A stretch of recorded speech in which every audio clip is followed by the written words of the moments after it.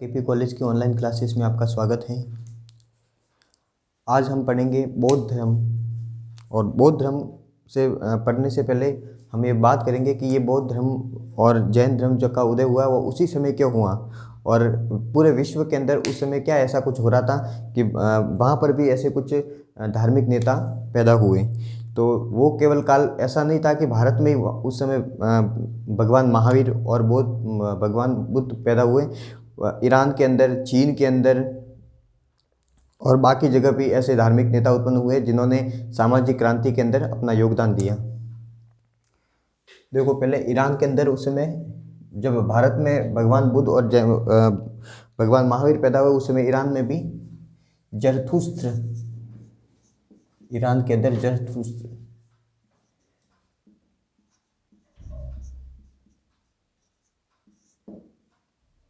चीन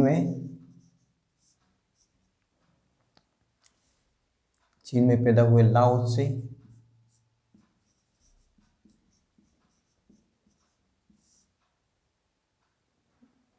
चीन में पैदा हुए लाओ त्से और कन्फ्यूशियस।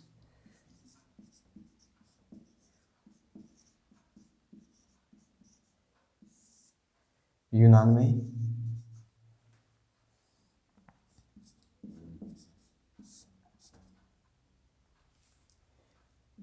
पाइथागोरस,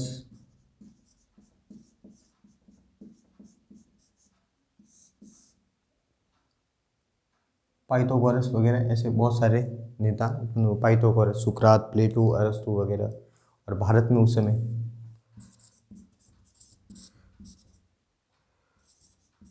बुद्ध और महावीर। भारत में क्यों पैदा हुए ये? भारत में ये सामाजिक क्रांति उस समय क्यों हुई? क्योंकि लोहे की खोज ने युद्धों को निर्णायक बना दिया था। क्योंकि उस समय हमने बात की थी 700 BC के आसपास, पिछली क्लास के अंदर 700 BC में,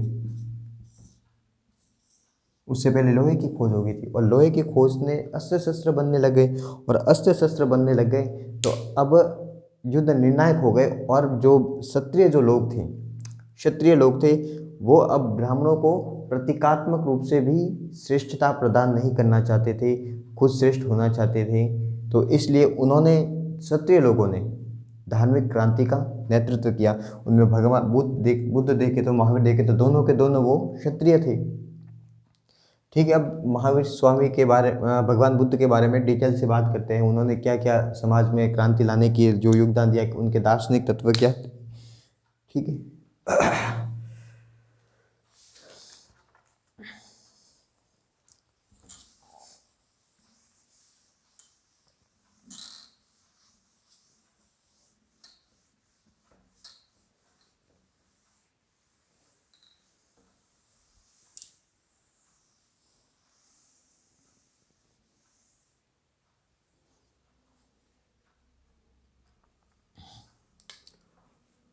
बौद्ध धर्म।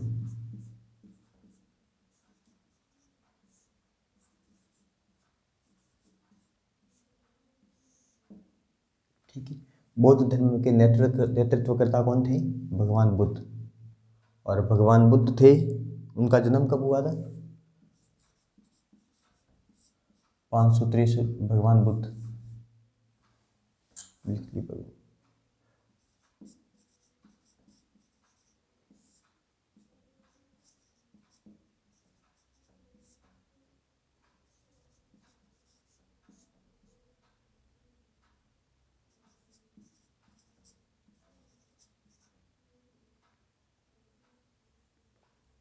अब भगवान बुद्ध से जुड़ी हुई कुछ बातें हम जान लेते हैं।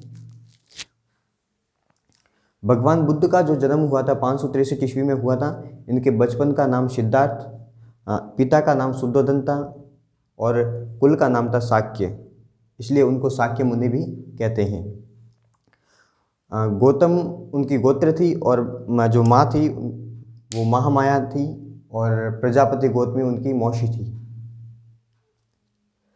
अब उनके जन्म के समय कौंडिन्य ऋषि वगैरह थे, तो उन्होंने भविष्यवाणी की थी। या तो भगवान बुद्ध हैं, जो बुद्ध है वो सिद्धार्थ है, या तो वो बचपन में नाम उनका सिद्धार्थ था, बचपन में नाम उनका सिद्धार्थ था, तो उन्होंने कौंडिन्य ऋषि ने भविष्यवाणी की या तो ये बच्चा क्षत्रिय बनेगा या बहुत बड़ा सन्यासी बनेगा। तो पिता को ये शंका सताने लगी, उनके पिता को शुद्धोधन को, कि क्षत्रिय बनेगा तो बहुत बढ़िया बात है, लेकिन जब ये सन्यासी बन गए तो हमारे जो राजपाट है उसका क्या होगा। तो उसको घर के अंदर रखने लग गए, घर के अंदर ही रखने लग गए।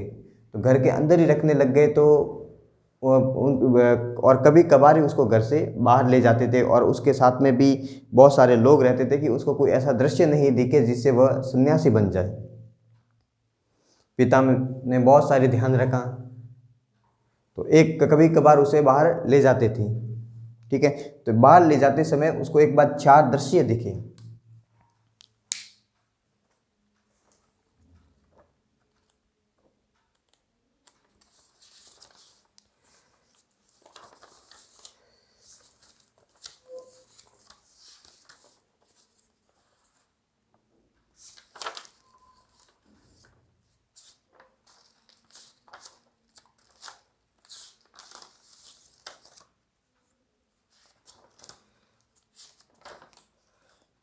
ठीक है, उनको 4 दृश्य दिखे।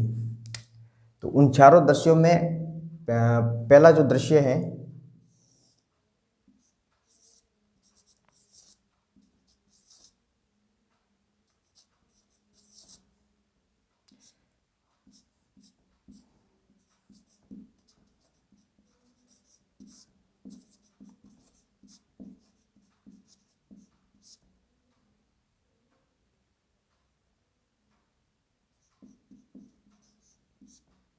एक रोगी दिखा, तो बहुत रोग से ग्रस्त था वो।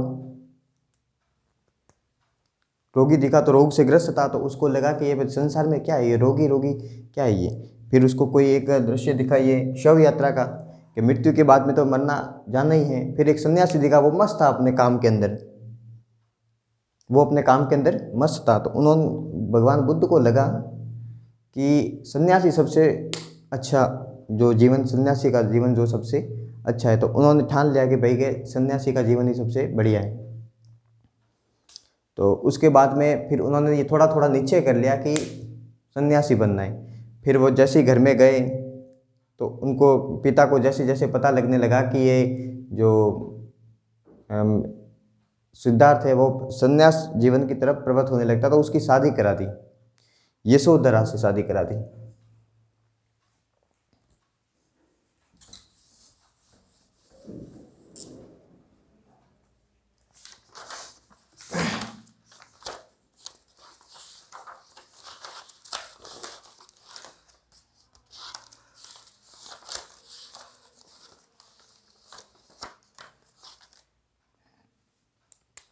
जो 4 दृश्य कौन कौन से थे, वो एक तो वृद्ध व्यक्ति था,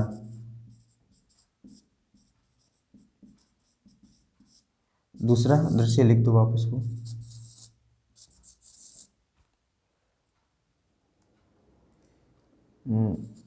वृद्ध व्यक्ति, रोगी,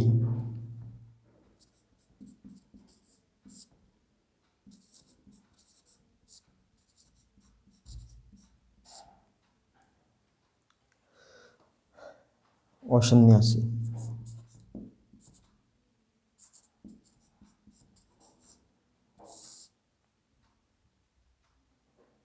ठीक है, फिर इस अंतिम जो दृश्य था सन्यासी को देखकर उन्होंने ये थोड़ा धारण कर लिया कि भाई कि सन्यासी जो है वो जीवन में सबसे खुश रहता है। बाकी में उन्होंने संसार की नश्वरता देखी कि संसार तो कुछ भी नहीं है, कि संसार की नश्वरता, नश्वरता व मोह माया के उन्होंने दर्शन किए। मोह माया है सारी।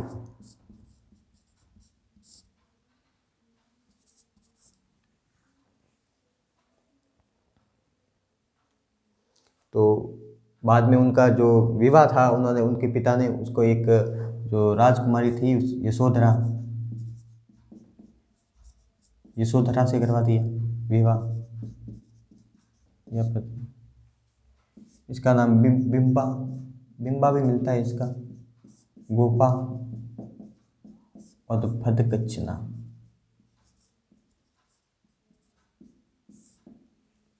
ठीक है।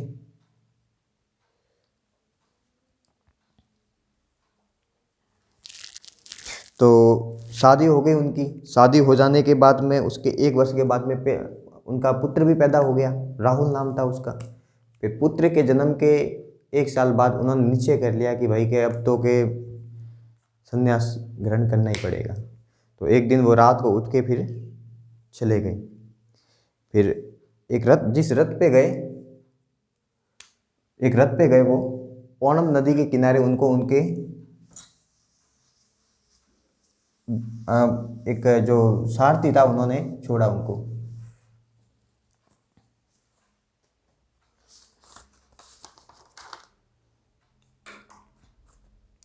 उनका सारथी था, सारथी का नाम था चेता। घोड़ा था उनका कंथक या चंदक। कहाँ पर? ओणम नदी के किनारे।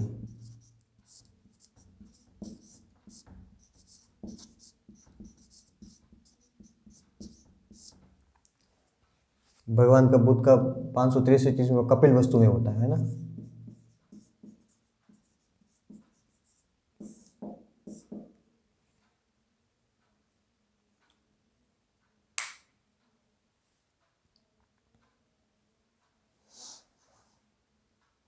ठीक है।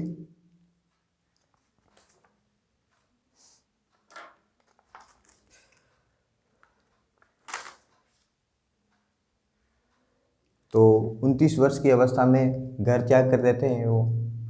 सारथी सीता होता है, घोड़ा कंतक चंदक ओणम नदी के किनारे उनको छोड़ दिया जाता है।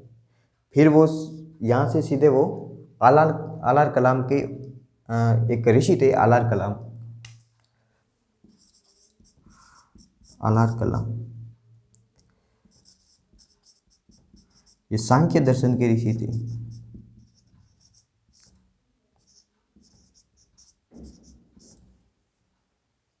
इनके आश्रम में जाते हैं और इनसे ज्ञान प्राप्त करते हैं। उसके बाद में वो रुद्रक्रामपुत के रुद्रक्रामपुत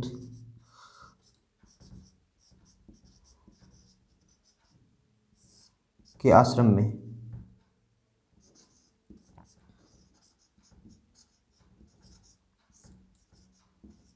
रुद्रक्रामपुत के आश्रम में जाते हैं। फिर वहाँ से इनसे भी ज्ञान प्राप्त है, लेकिन संतुष्ट वो नहीं होते। उरुवुला में 5 ऋषियों से भी मिलते हैं, फिर भी वो संतुष्ट नहीं होते, ज्ञान प्राप्त उनको होता नहीं। फिर यहाँ से वो आगे चले जाते हैं। फिर एक जगह वो तपस्या करते हैं, एक जगह तपस्या करते हैं, और तपस्या करते करते उनका शरीर बहुत जर्जर हो चुका होता है।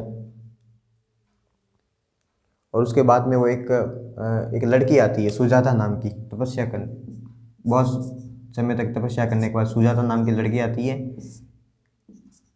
सुजाता नाम की लड़की से वो खीर खाते हैं। तो उनके जो ब्राह्मण जो साथी थे, कौन से, कौंडिन्य ऋषि वगैरह, जो उनके साथ में उन्होंने तपस्या की थी, तो वो उनका साथ छोड़ कर चला जाता है कि भाई तूने तो क्या भाई के अपना वो तपस्या थी वो भंग कर दी, तू तो साधु है ही नहीं।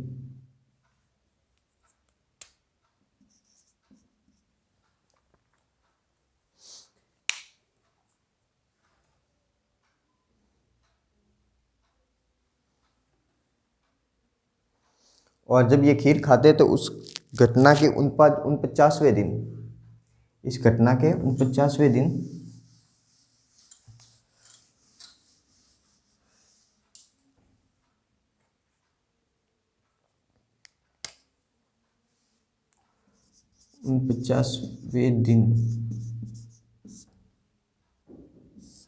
निरंजना नदी के किनारे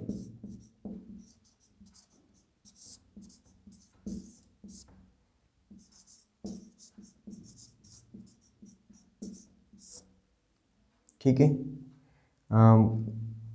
कौन से वृक्ष के नीचे? वट वृक्ष के नीचे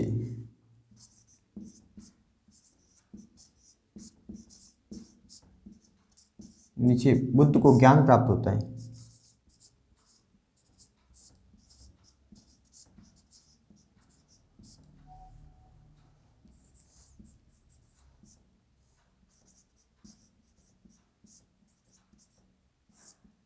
तो जो ये ज्ञान ज्ञान प्राप्ति की जो घटना थी, जो बुद्ध को ज्ञान प्राप्त हुआ था इस दिन, तो इस घटना को कहते हैं संबोधि। संबोधि, ठीक है। जब ये घर से 29 वर्ष की अवस्था में जब घर से निकले थे, तो उस घटना को गृह त्याग की जो घटना है, जो ज्ञान प्राप्ति की जो घटना है वो तो संबोधि कहलाती है, लेकिन गृह त्याग की घटना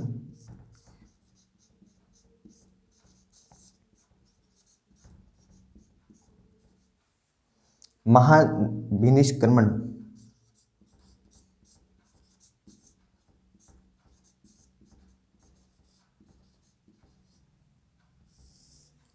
महाविनिष्क्रमण कहलाती है।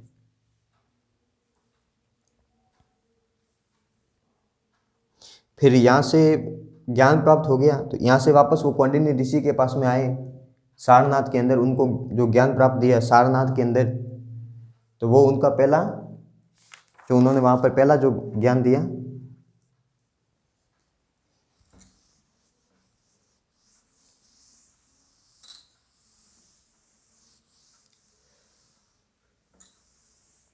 सारनाथ के अंदर पहला ज्ञान दिया।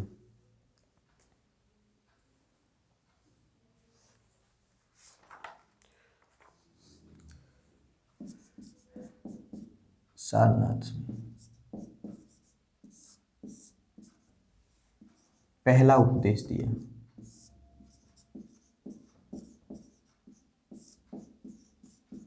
किनको दिया?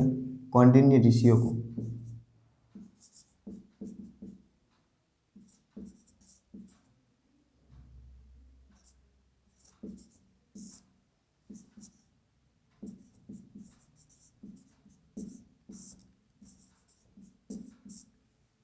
कौंडिन्य ऋषियों को पहला उपदेश दिया। तो ये जो घटना थी, जो ज्ञान देने की, वो कहलाई धर्मचक्र परिवर्तन, ज्ञान देने की घटना, ठीक है।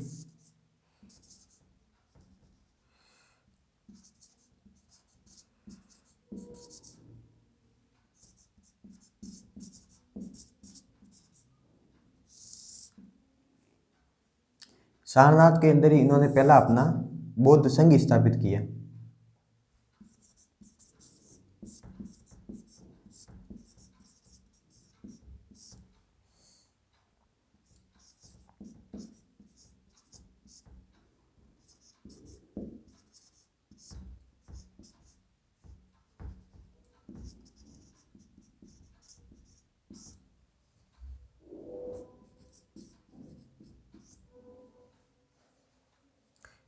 सारनाथ में तो पहला बौद्ध संघ स्थापित किया, फिर और सबसे ज़्यादा जो उपदेश उन्होंने दिए वो श्रावस्ती में दिए थे। श्रावस्ती क्या थी? कौशल की राजधानी।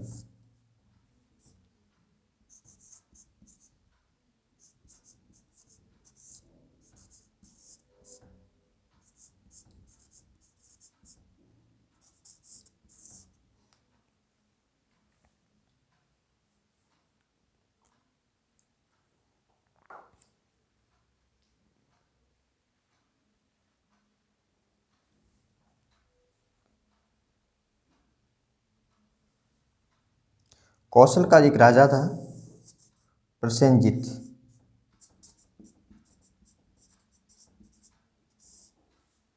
ने उनके लिए एक विहार बनाया, पूर्वाराम विहार।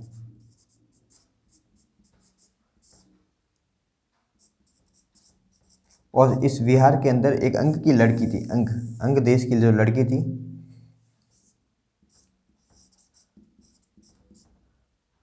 अंग की लड़की ने सर्वाधिक दान दिया।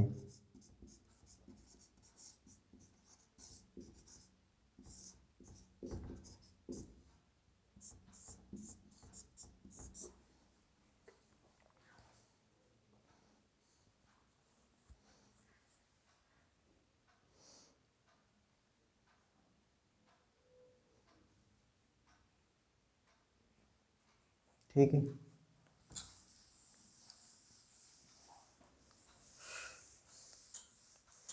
ये उनके जन्म से संबंधित कुछ चीज़ें हो गई।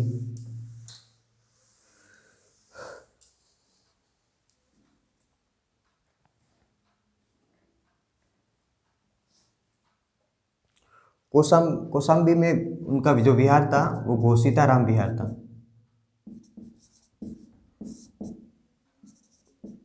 घोषिताराम विहार। उनका प्रिय जो शिष्य था वो आनंद,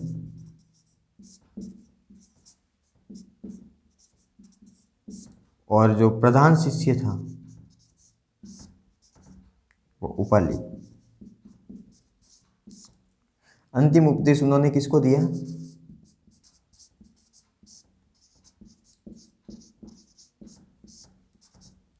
सुबत्त को।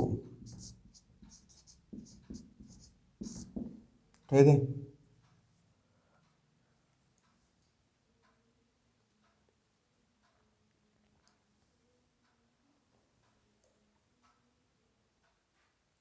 और आनंद के कहने पर ही इन्होंने स्त्रियों को बौद्ध संघ में प्रवेश देने की अनुमति दी। जब आनंद ने बोला कि स्त्रियों को भी बौद्ध संघ में प्रवेश देना चाहिए, तो भगवान बुद्ध ने पहले तो मना कर दिया कि अगर बौद्ध संघ में स्त्रियों को प्रवेश देंगे तो जो बौद्ध संघ है वो जल्दी टूट जाएगा, वो बिखर जाएगा। कि अगर वो 1000 वर्ष चलेगा तो उसकी जगह वो 500 वर्ष ही चलेगा, वो उसकी निरंतरता रह नहीं पाएगी। और आनंद के कहने पर भगवान बुद्ध ने महिलाओं को संघ में प्रवेश तो दे दिया। पहली जो स्त्री थी वो प्रजापति गौतमी, भगवान बुद्ध की मौसी ही थी। पहली जो स्त्री थी कौन थी?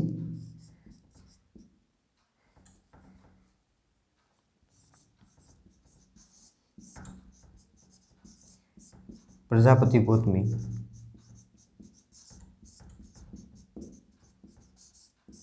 उनकी मौसी थी वो। और वास्तव में भगवान बुद्ध ने जो बात की थी वो सही रही। और बाद में 1000 वर्ष से 500 वर्ष के बाद में बौद्ध संघ में थोड़ी दरारें पड़नी शुरू हो गई। अब देखिए, फिर एक बार भगवान बुद्ध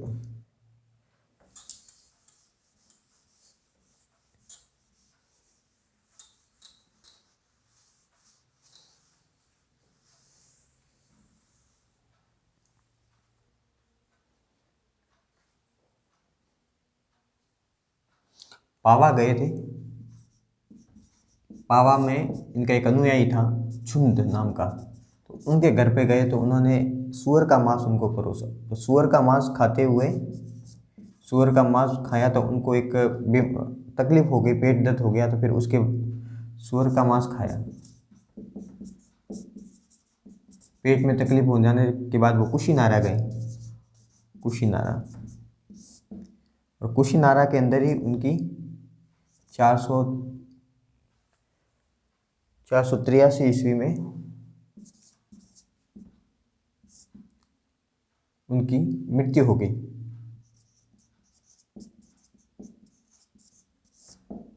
ठीक है।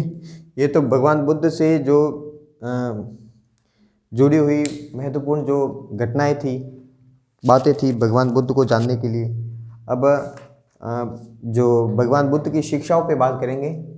और जो ये भगवान बुद्ध की जो मृत्यु की जो घटना है, उसको महापरिनिर्वाण कहते हैं।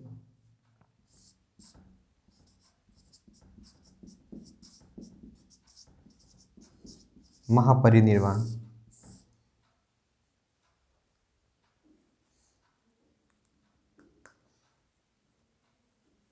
ठीक है। अब दार्शनिक तत्वों की बात करेंगे भगवान बुद्ध की।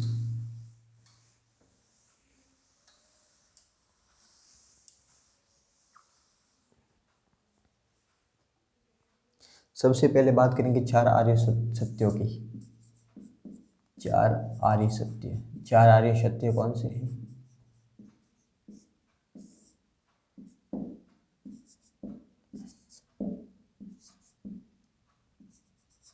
दुख,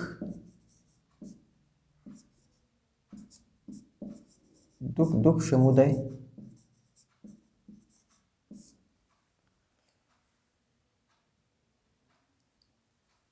दुख समुदय, दुख निरोध,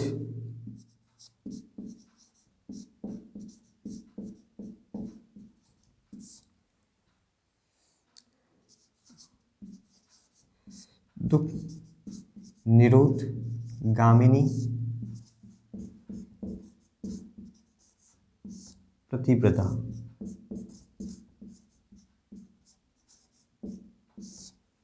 ठीक है, यानी कि संसार में आए हो तो दुख तो होगा, और दुख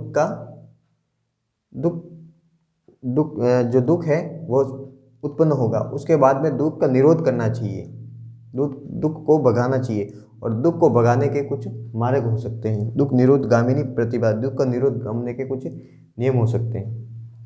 इसके बाद में भगवान इनका दूसरा जो है वो सिद्धांत वो देखते हैं, उसे कहते हैं प्रतीत्य समुत्पाद। ठीक है, इसे मिटा दें।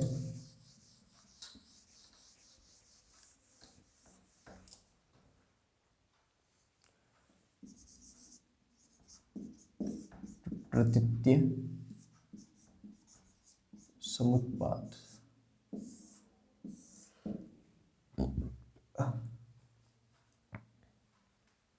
ये बौद्धों का कार्य कारण सिद्धांत है। बौद्धों का कार्य कारण सिद्धांत,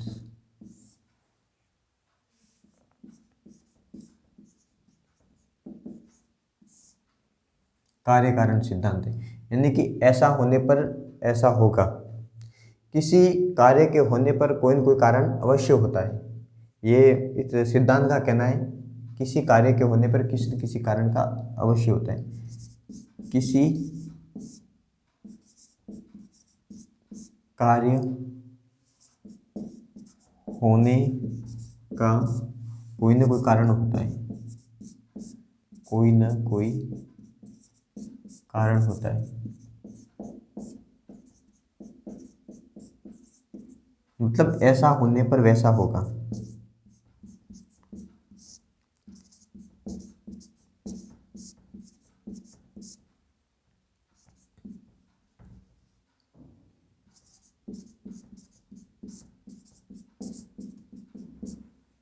ये जो सेकंड जो ये प्रतीत्य समुत्पाद है, उसके अंदर दूसरे और तीसरे आर्य सत्य, दूसरा और तीसरे आर्य सत्य को इसके अंदर सिद्धांत जो है वो शामिल हुए, जो समझाया गया है।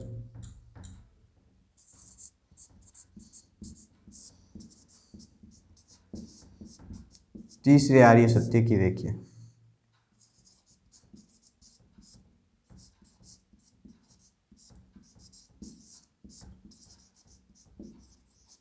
वह क्या हो। ठीक है, और जब ये दूसरे और तीसरे आर्य सत्य की व्याख्या, तो इनको जो है वो कारण, तो इनकी जो दुख के जो कारण है वो एक दूसरे को जोड़ती हुई 12 जो कड़ियाँ हैं, उसे द्वादश निदान चक्र कहते हैं। और द्वादश निदान चक्र भी लिख दीजिए, क्योंकि बौद्धों के जो दुख का जो मूल जो कारण है वो अविद्या को बताया गया है।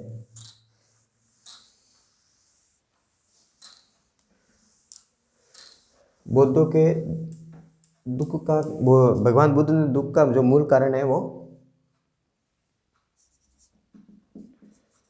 दुख का मूल कारण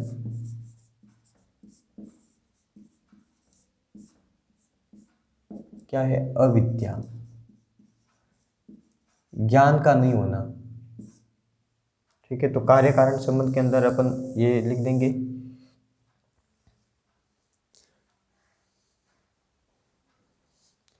यहां से मान लो स्टार्ट करते हैं। अविद्या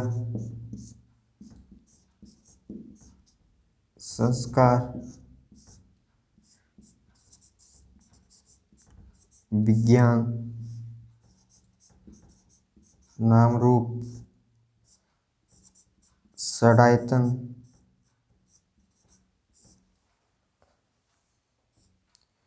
स्पर्श वेदना तृष्णा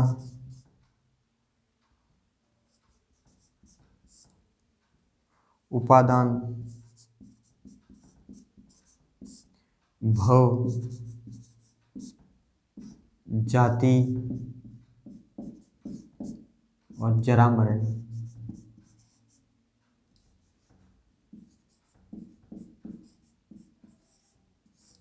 कितने हो गए ये, 1 2 3 4 5 6 7 8 11 12 12 जो कड़ियाँ हैं वो एक दूसरे को जोड़ती है। अविद्या के कारण संस्कार उत्पन्न होते हैं, इसके कारण विज्ञान नाम रूप षडायतन, यानी एक दूसरे के सारे ये कारण हैं, इसके कारण हमारे जीवन में दुख आता है। इसके बाद में बात करते हैं अष्टांगिक मार्गों की।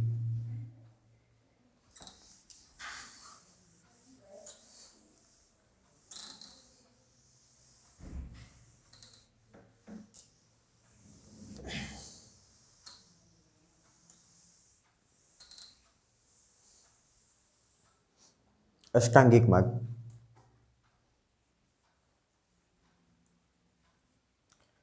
यानी कि जीवन के कल्याण के लिए 8 जो मार्ग बताए गए हैं उसे अष्टांगिक मार्ग कहते हैं। अष्टांगिक मार्ग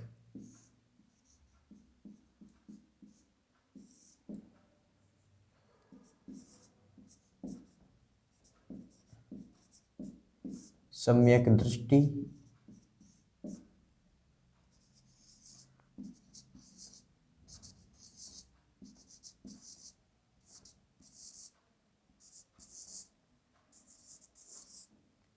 सम्यक दृष्टि, संक्षेप ज्ञान, संक्षेप वाणी, संक्षेप आजीव। ठीक है,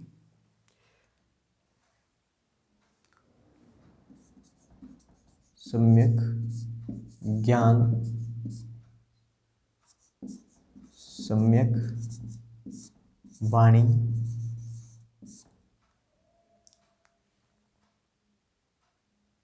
सम्यक संकल्प, फिर संकल्प वाणी।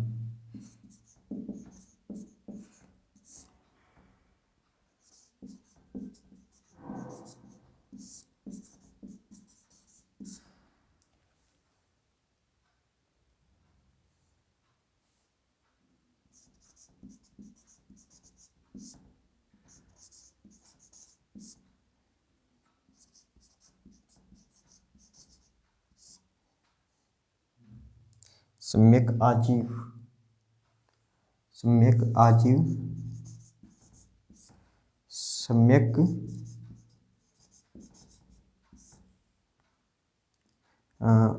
स्मृति और सम्यक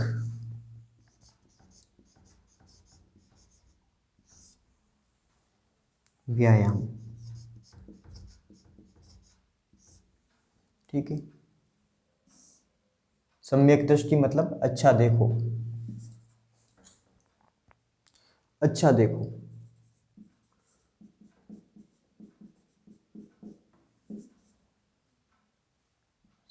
सत्य का ज्ञान प्राप्त करो, सत्य का ज्ञान या सही देखो, सही ज्ञान प्राप्त करो।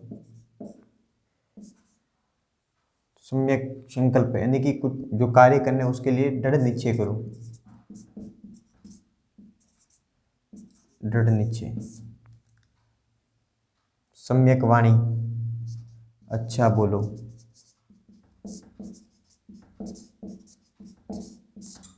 ठीक है, अच्छे कर्म करो,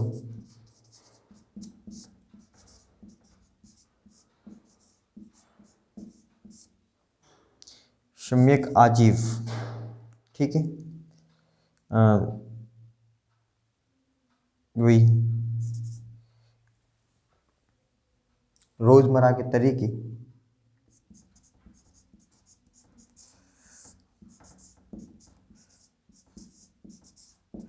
और फिर इन चीज़ों को अपने दिमाग में रखो, सारों को, सभी को स्मृति में रखो, वापस रिवीजन करो।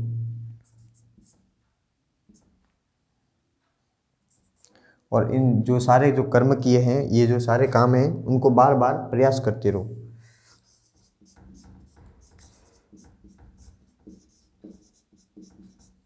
ये जो अष्टांगिक मार्ग है।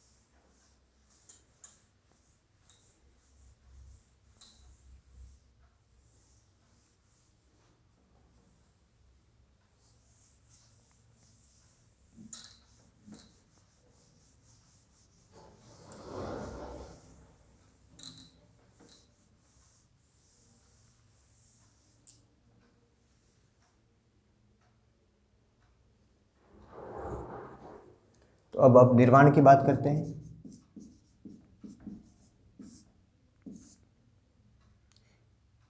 ये निर्वाण जो है बुद्ध के तीसरे जो आर्य सत्य हैं उसमें उसके अंतर्गत आता है।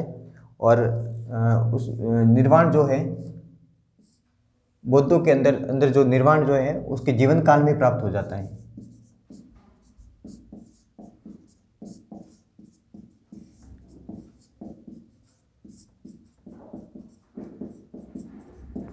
तीसरे आर्य सत्य के अंतर्गत ये आता है। भगवान बुद्ध जो थे वो भगवान बुद्ध मोक्ष के प्रश्न पर मौन रहे।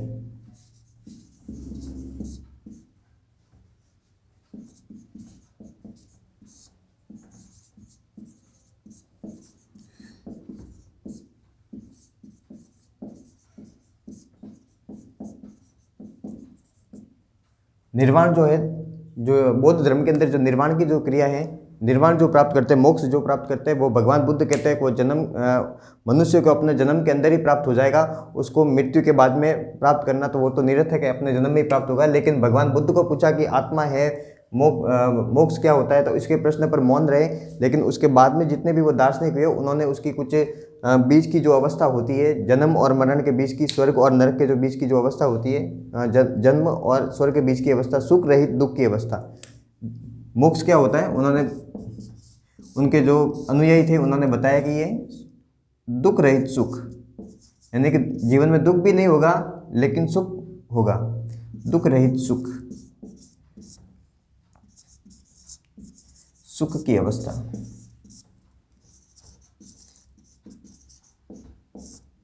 तो आज हमने बौद्ध धर्म के 3 सिद्धांतों, 4 आर्य सत्य, अष्टांगिक मार्ग, प्रतीति समुत्पाद और निर्वाण के बारे में बात की।